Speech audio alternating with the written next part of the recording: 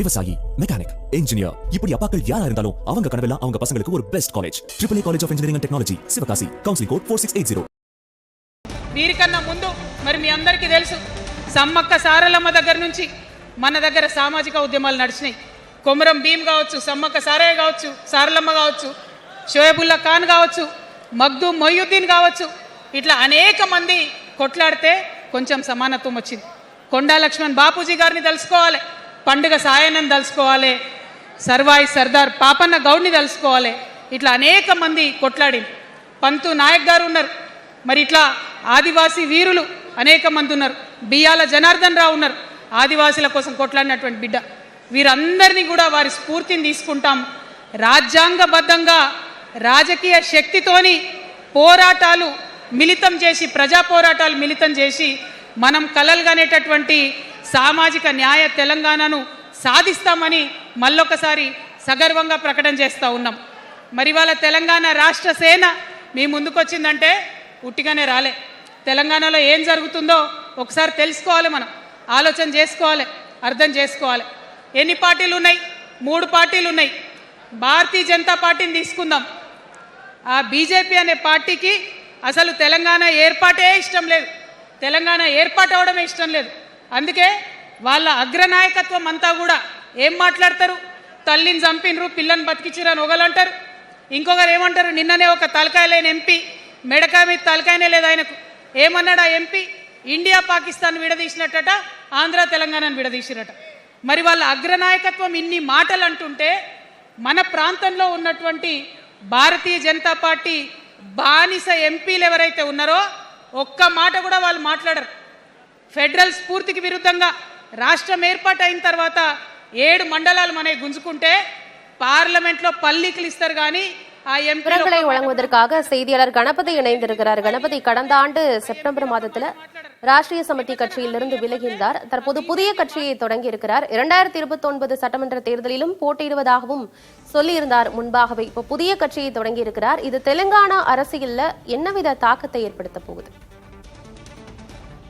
தெலுங்கானா முன்னாள் முதல்வரான சந்திரசேகர ராவின் மகள் கவிதா புதிய கட்சியை தொடங்கி இருப்பது தெலுங்கானா அரசியலில் ஒரு புதிய திருப்பமாக பார்க்கப்படுகிறது. சட்டசபை தேர்தலிலே காங்கிரஸ் கட்சி வெற்றியடைந்து தெலுங்கானாவிலே ஆட்சியை கைப்பற்றியது. அந்த சமயத்திலே முதல்வர் பதவியிலிருந்து விலகிய சந்திரசேகர ராவ் உடல்நல குறைவு காரணமாக தீவிர அரசியலிலிருந்து விலகியே இருக்கிறார். இந்நிலையில் அவரது பாரதிய ராஷ்டிரிய சமிதி கட்சியை முழுவதும் தன் கட்டுப்பாட்டில் கொண்டு வந்திருக்கிறார். கவிதாவின் சகோதரரும் சந்திரசேகர ராவின் மகனுமான KT ராமாராவ். இந்நிலையில்தான் கொஞ்சம் கொஞ்சமாக கவிதாவுக்கு கட்சியிலே அதிக பொறுப்புகள் இல்லை என அவர் ஓரம் கட்டப்படுகிறார் என்று அவரது ஆதரவாளர்கள் தொடர்ந்து புகார் அளித்து வந்தார்கள். இந்நிலையில் KT ராமாராவ் மற்றும் சந்திரசேகர ராவின் உறவினரான ஹரீஷ் ஆகியோருடன் கருத்து வேறுபாடுகள் காரணமாக கவிதா கட்சியிலிருந்து நீக்கப்பட்டிருக்கிறார். அவர் தற்போது அறிவித்திருக்கும் பெயர் மிகவும் சுவாரஸ்யமானது. தெலுங்கானா ராஷ்டிரிய சேனா என்பது அவரது கட்சியின் பெயராகும். இதில் சுருக்கமாக பார்த்தால் TRS என வருகிறது. இதே TRS தான் முதலிலே சந்திரசேகர ராவ் தனது கட்சியை ஆரம்பித்த போது வைத்திருந்த பெயரின் சுருக்கமாகும். தெலுங்கானா ராஷ்டிரிய சமிதி என்று TRS என அந்த கட்சி அறியப்பட்டிருந்தது. தற்போது அதே மாதிரியான பெயரிலேயே கவிதா தனது கட்சியை தொடங்கியிருக்கிறார். பின்னர் சந்திரசேகர ராவ் தனது கட்சியின் பெயரை பாரதிய ராஷ்டிரிய சமிதி என தெலுங்கானாவுக்கு வெளியேவும் கொண்டு செல்வதற்காக பெயரை மாற்றினார். ஆனால் அப்படி நடக்கவில்லை. மாறாக அவரது கட்சி தெலுங்கானா சட்டமன்ற தேர்தலிலே தோல்வி அடைந்தது. தற்போது முன்னாள் நாடாளுமன்ற உறுப்பினர், தெலுங்கானா மேலவை உறுப்பினர் என பல பொறுப்புகளிலே இருந்து அரசியல் அனுபவம் பெற்ற கவிதா புதிய கட்சியை தொடங்கியிருக்கிறார். இடைப்பட்ட காலத்திலே அவர் டெல்லி மதுபான கொள்கை முறைகேடு ஊழல் வழக்கிலே அவரும் விசாரணைக்கு உட்படுத்தப்பட்டார். பின்னர் அவர் மீது எந்த விதமான குற்றச்சாட்டுகளும் நிரூபிக்கப்படவில்லை என்கிற காரணத்தால் தற்போது தீவிர அரசியலிலே மீண்டும் இறங்கி புதிய கட்சியை அறிவித்திருக்கிறார்.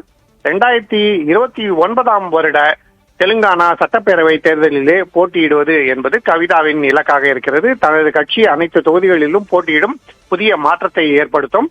பாரதிய ராஷ்டிரிய சமிதி கட்சி எந்த நோக்கத்துக்காக கட்சி தொடங்கப்பட்டதோ அந்த கொள்கைகளிலிருந்து வேறுபட்டிருக்கிறது தற்போது.